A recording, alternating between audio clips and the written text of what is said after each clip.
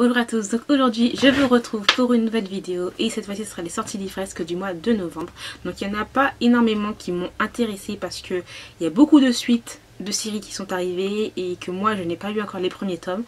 Et donc voilà, je vous présenterai ça, je n'ai pas énormément, franchement il n'y en a pas beaucoup. Donc déjà le 2 novembre nous avons la sortie de Say I Love You, le tome 14, donc c'est un manga que j'adore énormément. Donc voilà, j'essaierai de me les procurer à chaque fois.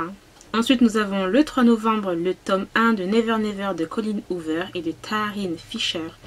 Donc Never Never en fait c'est vraiment des tout petits, enfin en VO, hein. En VO c'est des tout petits romans. Ils ne font même pas moins de 200 pages en fait.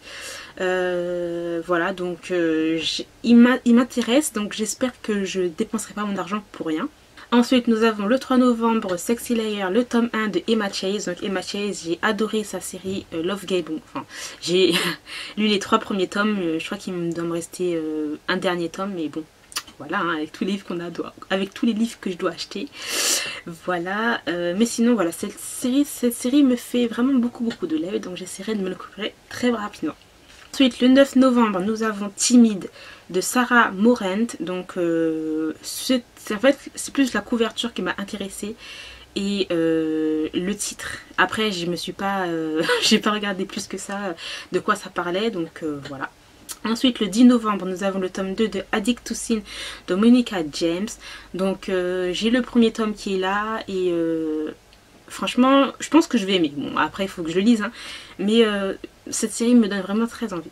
Ensuite nous avons le 10 novembre toujours Burning Dance, le tome 1 de C.S. Quill.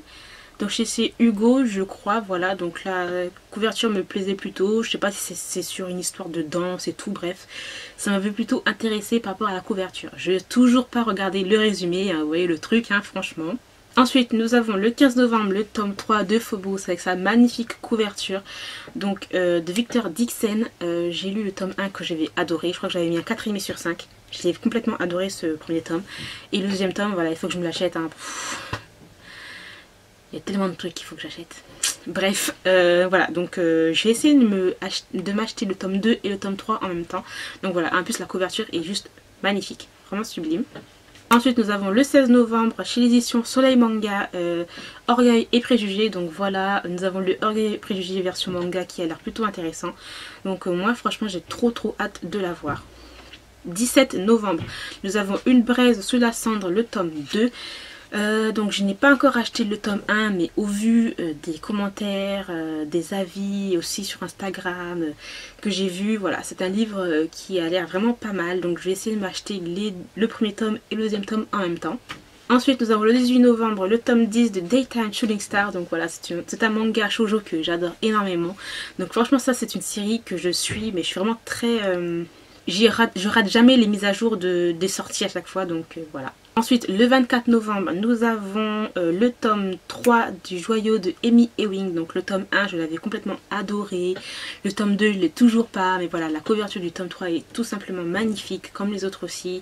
Voilà, donc en plus, Ophélie des lectures d'Offee Shop avait adoré le tome 2. Donc voilà, il faut vraiment que je me l'achète aussi, que je continue cette série. Et le 23 novembre, oui je me suis trompée, voilà, je passe du 24 au 23 mais c'est pas grave. Le 23 novembre nous avons la sortie du nouveau livre de Stéphanie Meyer, donc c'est La Chimiste. Donc c'est sur, plus adulte avec un genre thriller, romantique, suspense et tout qui m'a l'air mais trop bien, qui m'intéresse à mort. Donc voilà, j'ai trop hâte de lire son nouveau livre. Donc voilà, c'est tout pour les sorties livresques qui m'intéressent au mois de novembre. J'essaierai d'acheter ou pas, je les mettrai dans tous les cas dans ma wishlist et je les achèterai un jour, hein. Donc voilà, vous, est-ce que vous attendez aussi telle sortie manga ou roman en novembre? Dites-le moi. J'espère que cette vidéo vous aura plu et je vous dis à très bientôt.